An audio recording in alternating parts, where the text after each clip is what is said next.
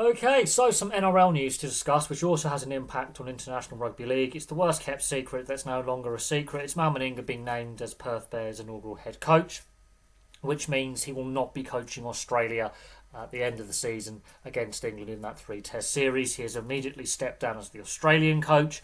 We shall see who the ARL Commission name as his replacement. Brad Fittler is the favourite to replace him.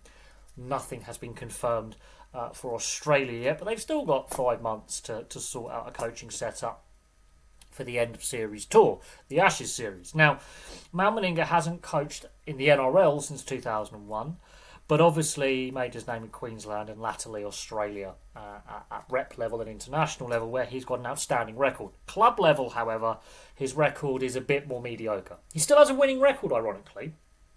He won more games than he lost for the Raiders between 1997 and 2001, so he does have a winning record there, but it's barely a winning record. And coaching at club level is different than coaching at state of origin or international level.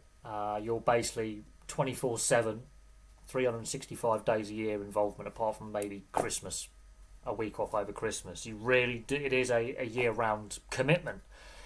And that's where state of origin and international sides are different, where it's more like a 6-week get-together, where you get the players in, play your 3 or 4 or 5 matches, however long your test series is, or World Cup or State of Origin is 3 games. You have about a 6 to 7 week period with players as a rep coach, and then you don't do anything for the rest of the year, apart from when you're coming into that selection period for your rep team in the couple of weeks building up to your rep camp. So coaching at club level is significantly different. So let's have a quick look at his coaching record, because he's got a very interesting coaching record as a coach. So between 1997 and 2001, he gets his first coaching gig at the club where he makes his name, the Canberra Raiders, the team that I support. Now, he coached 125 club games. He did win 66 of them. He drew 2 of them, and he lost 57 for a win percentage of 53. So he does actually have a winning record as a club coach. Not a great, outstanding record, but it's not terrible. We've seen worse head coaches at club level. So it's not a terrible record, but it's not a record that strikes you as this Perth Bears team is going to be challenging for the top 4 of the top 8. Might be around mid-table, but they're not going to be a top 4 side. And you would expect, with the amount of money the NRL's bringing in, that the Perth Bears should be allowed to have a pretty strong squad. But then looking at the Dolphins and some of the issues they had signing players, and that was with Wayne Bennett, the super coach, installed very early on as well in that position. Plus, the Dolphins had the leg up where the Redcliffe Club, well established, very wealthy, good junior system.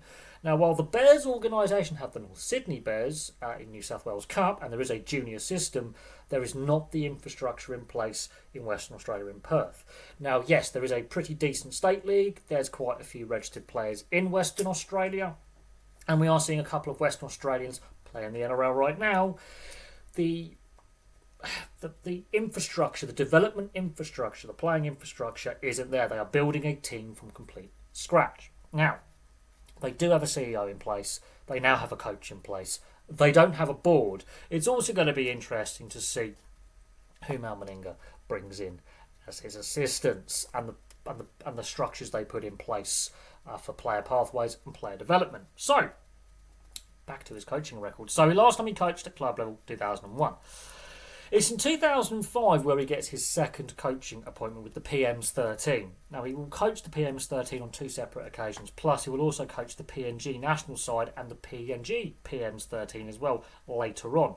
But in this inaugural stage in 2005, he coaches his first PM's 13 match. In total, between 2005 and 2012, he'll coach them 8 times. He won 7, drew 1 for a win percentage of 88%. Now, this again is a one-off game. You bring the players into camp the week before the match, you train with them, play the game, and that's it. So it was a very limited time with the players, but it's the following year he gets the job with Queensland between 2006 and 2015, and his record with Queensland is quite frankly quite terrifying. In total, 30 games coached, won 20, lost 10, a win percentage of 67. Now, this is a very intense short period. Its origin is a 6-7 week period, very intense. You get the players in camp. For the first game, you have players possibly back up, then come back into camp, play game 2, go away and back up, and then go on and play game 3. Yeah, he was part of that as an assistant, and then as the head coach, part of the 8 series in a row, the very dominant Queensland side we saw during this period.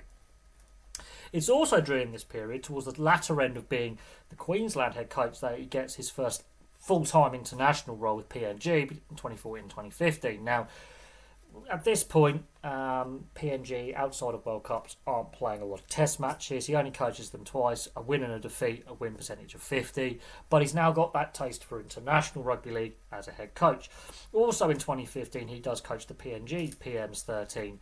Only the one game, they lose it, but he's established himself at Queensland as a rep coach, so Australia come calling in 2016. He is appointed the head coach of Australia in 2016. He held that role until last year.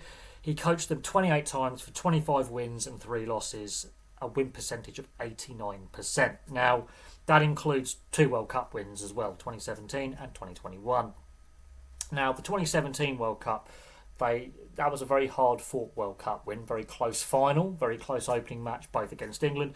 2021, a bit more comfortable, although the final wasn't as one-sided as the scoreline may suggest. It was a bit more comfortable. They didn't have to face England.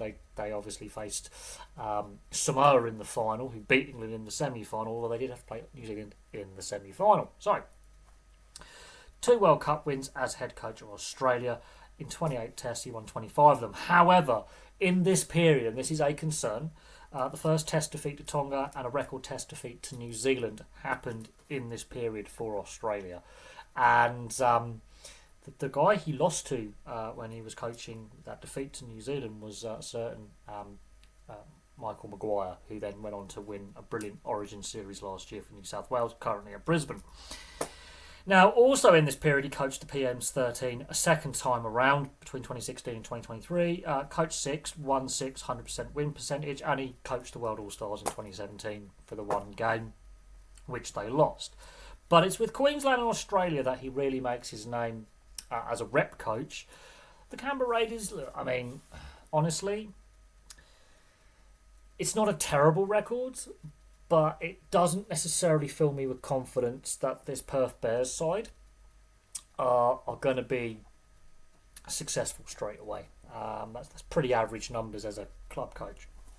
And club coaching is different to rep coaching. His representative coaching record is fantastic, especially with Australia and Queensland. Absolutely fantastic. There is no doubting that in a short, sharp burst as a head coach, bringing players into camp from different clubs and different playing styles and getting those combinations right, there is no doubt as a rep coach and a national and an international coach, he's brilliant. The fact he's coached 2 international sides and his state, fantastic. The problem is club coaching is a 24/7 gig. You basically get Christmas off, and other than that, and a couple of little holidays in the off season. But other than that, it's a solid year-round commitment. Meninga is a slightly older gent these days. He's not as young as some of the other coaches in the NRL. You could argue Wayne Bennett is obviously older, but there was a reason why the Dolphins and the NRL wanted Wayne Bennett to be that coach for that expansion side.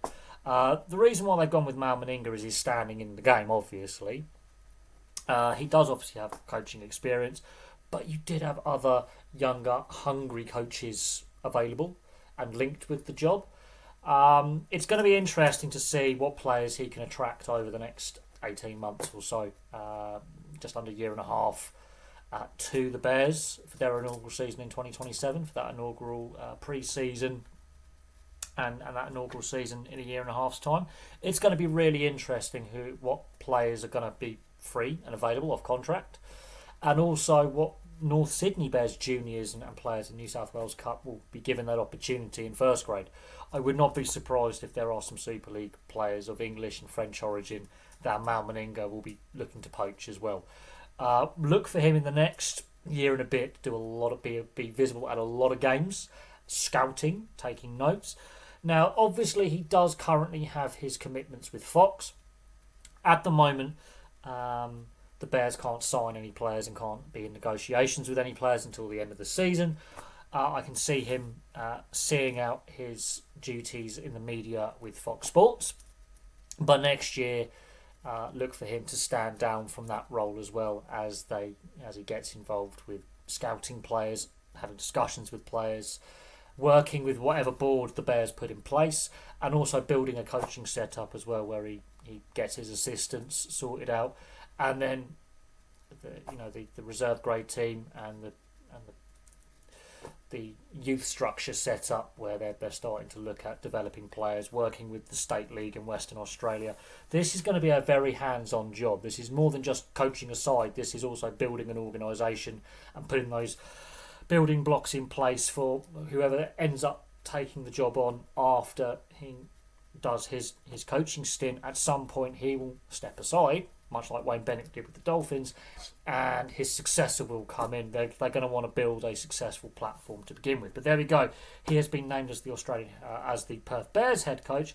We will keep an eye out who's going to be named as the Australian head coach. Most likely Brad Freddie Fittler.